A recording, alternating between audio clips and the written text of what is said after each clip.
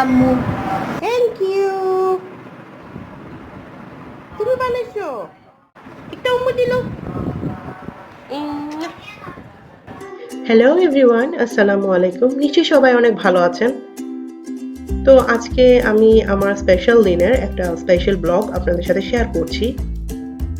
যদিও আমি বেশিরভাগ ব্লগ আমার শুক্রবারে অথবা সোমবারে আপলোড দিয়ে থাকি, তবে আজকেরটা আমি আজকেই দিচ্ছি, কারণ আজকে হচ্ছে 21শে নভেম্বর, আমার বার্থডে ছিল।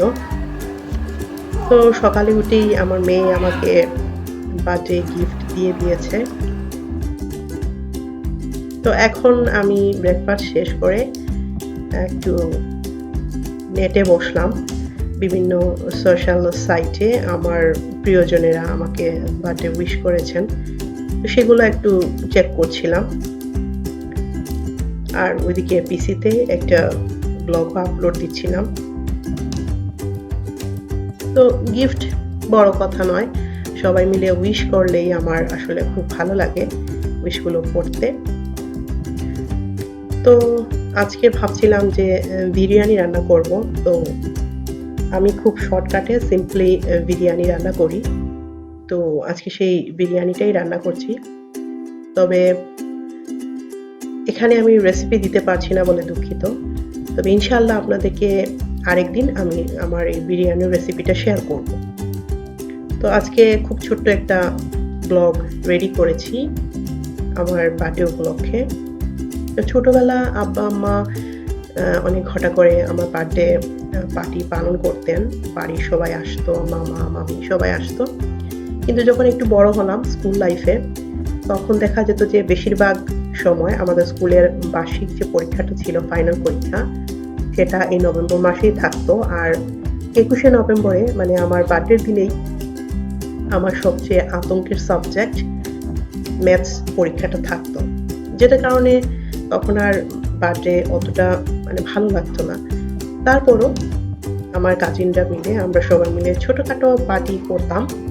আর আমার আম্মা সবসময়ই বাসায় নিজের হাতে কেক বানাতেন বা পুডিং বানাতেন, যে কোনো একটা কিছু বানিয়ে বার্থডেটাকে স্পেশাল করতেন। তো আজকে সেসব কথা মনে পড়ছে, সবার কথা মনে পড়ছে।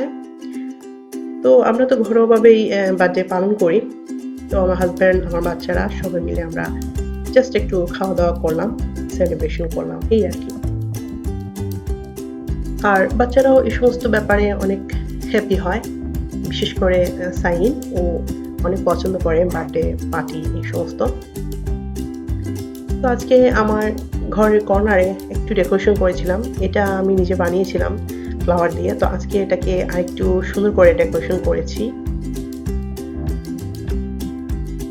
আর আমার বারান্দার গাছগুলো দিয়ে এখানে একটা মানে জাস্ট একটা স্পেশাল কর্নার তৈরি করেছি। তো ওদিকে কেক চলে আসছে। আমি অবশ্য না করেছিলাম, কেক টেক দরকার নাই, আমি নিজে বানাতে পারবো। কিন্তু হাজব্যান্ড বললেন যে না, একটা ছোটখাটো কেক নিয়ে আসলাম, বাচ্চারাও পছন্দ করবে। তো অনেক সুন্দর পিঙ্ক কালারের একটা কেক ছিল, আমার অনেক পছন্দ হয়েছে। তো আমার হাজব্যান্ড কেকটা একটু সেটিং করে নিচ্ছেন।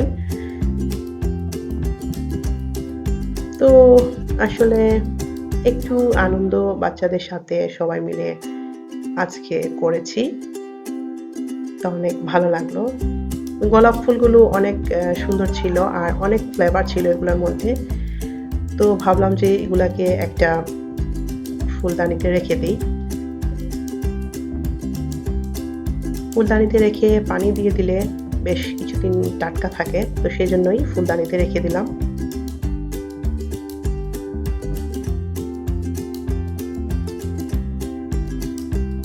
তো এরই মধ্যে হঠাৎ করে আমার ছোট যে বোন, আমার তো একটাই বোন, সে চলে আসছে তার বাচ্চাদের নিয়ে। তো আমি জানতাম না ওরা আসবে, হঠাৎ করে মানে চলে আসছে। প্রথমে বলেছিল আসবে, পরে বললো যে আসবে না। তো এখন বিরিয়ানিটা একটু নেড়ে চেড়ে দিচ্ছেন আমার হাজব্যান্ড। এখন দুপুরের খাওয়া দাওয়ার সময় হয়ে গেছে। তো নেড়ে চেড়ে এখন এটা একটা ডিশে নিয়ে নেওয়া হচ্ছে। তো এই তো দুপুরের খাবার দাবার নেওয়া হয়ে গিয়েছে। বিরিয়ানি ছিল, সালাদ ছিল আর হচ্ছে গরুর মাংসের ভুনা। আর বিরিয়ানি হয়ে গেলেই হয়ে যায় সবার, অনেকে বিরিয়ানি সবাই, আমার বাচ্চারাও পছন্দ করে। তো এই তো আজকের ছোট্ট ব্লগটা আপনাদের সাথে শেয়ার করলাম। সবাই অনেক অনেক ভালো থাকবেন, আমাদের জন্য দোয়া করবেন। আল্লাহ হাফেজ।